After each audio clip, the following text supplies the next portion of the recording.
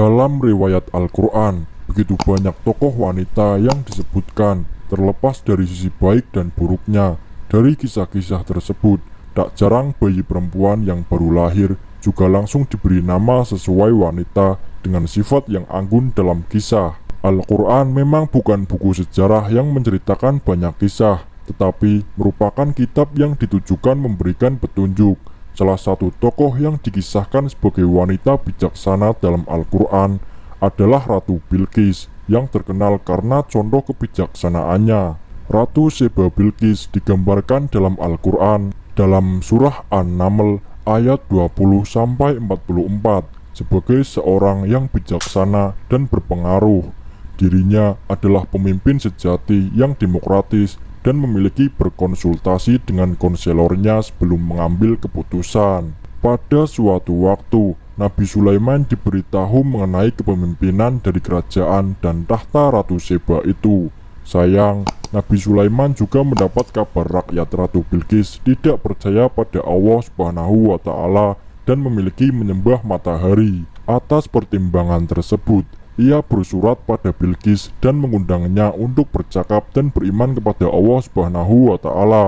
Undangan itu dituliskan dalam sebuah surat An-Naml. Dengan nama Allah yang Maha Penyayang dan Pengasih, jangan bertindak sombong dan datanglah kepada saya untuk berkomitmen hidup dalam damai. Ratu Bilqis atau yang juga disebut Ratu Seba adalah penguasa kerajaan Saba, sebuah kerajaan kuno yang diperkirakan berada di Eritrea, Ethiopia, atau Yaman.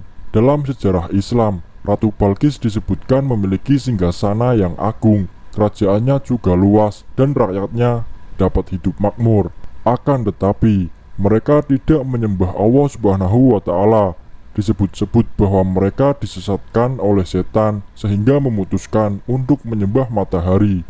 Berikut ini kisah Ratu Bilqis. Siapa itu Ratu Bilqis? Ratu Bilqis adalah pemimpin kerajaan Saba yang sekarang terletak di Yaman, barat daya semenanjung Arab. Konon, kerajaan Saba berdiri sejak 2000 sebelum Masehi hingga abad ke-8 sebelum Masehi, yang rakyatnya bukan penyembah Allah, melainkan penyembah berhala.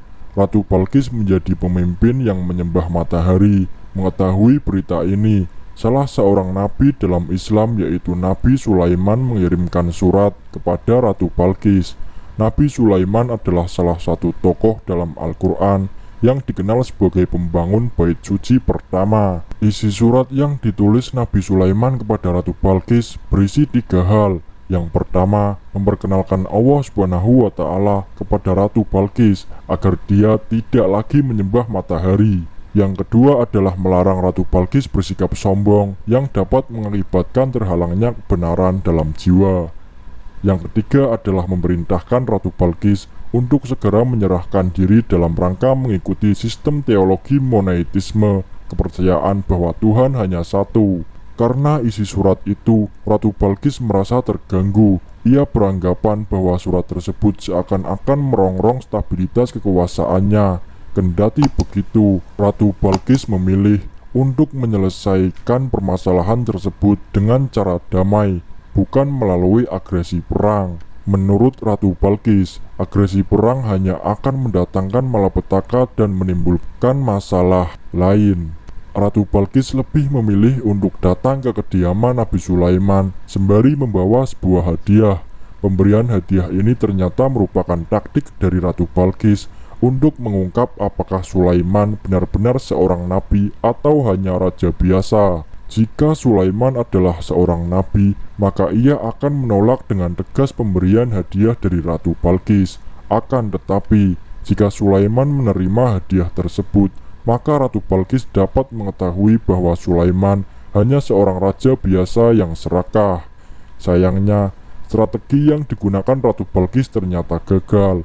Sesampainya Ratu Bilqis di istana Nabi Sulaiman, semua hadiah yang ia bawa langsung ditolak oleh Nabi Sulaiman.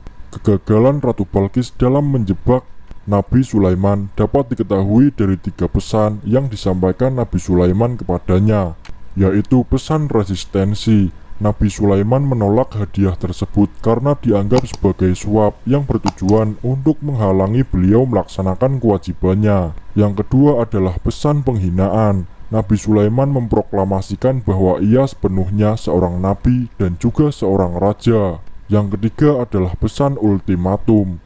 Nabi Sulaiman menyatakan dengan tegas bahwa dirinya akan menggelar agresi perang. Setelah hadiah-hadiah yang dibawa Ratu Balqis ditolak, ia diminta oleh Nabi Sulaiman untuk datang ke negerinya yang berada di Palestina. Singgasana Ratu Balqis dipindah. Nabi Sulaiman langsung mengadakan rapat darurat bersama para pejabat terasnya. Ia menyampaikan idenya untuk memindahkan singgasana Ratu Balqis dari Yaman ke istana Nabi Sulaiman yang terletak di Palestina. Nabi Sulaiman kemudian menanyakan siapa yang sanggup memindahkan singgasana itu secara cepat sebelum Ratu Balqis tiba di istana.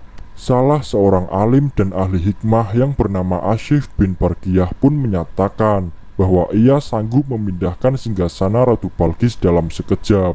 Setelah Ratu Balqis sampai ke Palestina, ia terkesima dengan keindahan istana Nabi Sulaiman. Pada akhirnya, Ratu Balqis bersedia mengimani Allah. Begitu juga dengan para pengikutnya.